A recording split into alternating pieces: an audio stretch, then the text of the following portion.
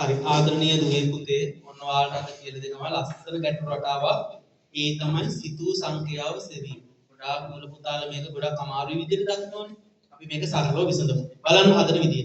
පුතේ ඔයාලට කියනවා කිසියම් සංඛ්‍යාවක් සිතූ නිමල් එය දෙකෙන් ගුණ කර හතරෙන් බෙදා පහක් එකතු කර ලැබෙන පිළිතුරෙන් දෙකක් අඩු කර පිළිතුර 8යි පැවසුවා. එයා සිතපු සංඛ්‍යාව කීයද අහනවා. පුතේ ඉස්සෙල්ලාම ඔයාලා දැනගන්න ඕන දෙයක් තියෙනවා. මෙන්න මේ මූලික ගණිත කර්ම හතරේ එක ගුණ කිරීමට විරුද්ධ සංකේතය පුතේ බෙදීම. බෙදීමට විරුද්ධ සංකේතය මොකක්ද පුතේ? ගුණ කිරීම. ඔයාලා කතා කරන්න. අඩු කිරීම එකතු කිරීමට විරුද්ධ සංකේතය අඩු කිරීමට විරුද්ධ සංකේතය එකතු කිරීම. ඕක මතක තියාගන්න ඕනි. එහෙනම් අපි ගන්න. පුතේ ඉස්සෙල්ලාම මගරත්තරන් පුතාලා කරන්න ඕනේ බලන්නකෝ මේක කියවගෙන යනකොට අහුවෙනවා සිතුනිමල්. එය දෙකෙන් ගුණ කර මම ලියන්නේ දෙක ලියලා ගුණ කිරීමද ගුණ කිරීම ලියලා දෙකද? ලියමයි පුතේ මුලින්ම අපි සංකේතයයි ලියන්නේ දෙකෙන් ගුණ කරන චූටි බබෝ අපි ලියන්නේ ගුණ කිරීම දෙක. පැහැදිලිද කිව්ව කතාව සංකේතයයි මුලින් ලියන්නේ. ඊළඟට කියනවා හතරෙන් බෙදා. එහෙනම් කීයද ලියන්නේ මම? හරි හතරෙන් බෙදා නම් පුතේ බෙදීම හතර තමයි ලියන්නේ. හතරෙන් බෙදා. පහ එකතු කර මොකක්ද ලියන්නේ? බලන්නකො මෙයාලා හරි දක්ෂයි. පහක් එකතු කරන අපි ලියන්නේ එකතු කිරීම පහ. පහක් එකතු කර ලැබෙන පිළිතුරෙන් දෙකක් අඩු කර. කොහොමද ලියන්නේ?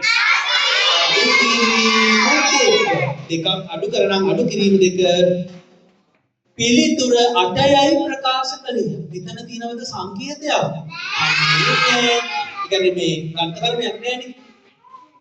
පිළිතුර 8යි. එහෙනම් එතකොට ඔයා කරන්න ඕනේ ඊතලයක් ගහලා 8 ලියන්න. ඇයි මෙතන එකතු කිරීමවත් අඩු කිරීමවත් මොකවත් කියවෙන්නේ නෑනේ. පිළිතුර 8යි කියලා කියන්නේ.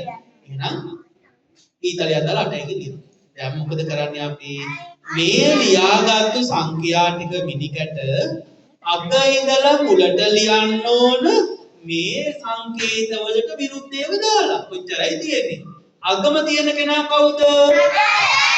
එයාව කණෙන් අල්ලලා මෙහෙට අරන් ඉන්නවා. ඕන් අරන් ආව විතර හිටුවට. ඊළඟට බලන්න හම් වෙන සංකේතය මොකද්ද? මේ ගණිත කර්මය මොකද්ද? අඩු කිරීමනේ. මෙයා කියන්නේ ගණිත මෙයා ගණිත කර්මයක් නෙවෙයි පුතේ. මෙන්න මෙයා තමයි ගණිත කර්මය මේ පැත්තේ ඉඳලා එනකොට මම මොනේම තියෙන ඉලක්කම ලිව්වා. ඊට පස්සේ ගණිත කර්මය හොයාගෙන එනකොට හම්බුණා අඩු කිරීම. එයාගේ විරුද්ධ එක්කෙනා කවුද? එකතු කිරීමත් එක්ක කියලා ලිව්වා. පැහැදිලිද? දැන් අපි මේ කට්ටිය වැඩේ කරගෙන ඉවරයි. ඊළඟට තියෙන ගණිත කර්මය මොකක්ද?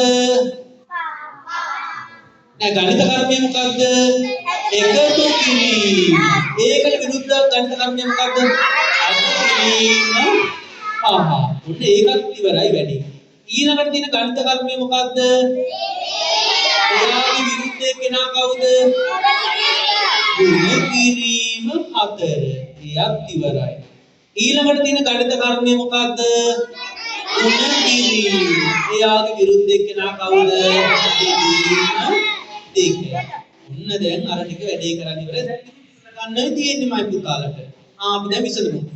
මේ ටික දැන් කරගෙන යමු අපි. 8ට දෙකක් එකතු කළා කීයද? 10යි. 10න් පහක් අඩු කළා කීයද? 5යි. ඒ පහ හතරෙන් ගුණ කළා කීයද? 20 දෙකට බෙදුවා කීයද? 10යි. එහෙනම් ඔන්න මෙන්න මේ නිමල් සිතූ සංඛ්‍යාව කීයද පුතේ? 10යි. තේරුණානේ? මෙහෙවින් ස්තුති.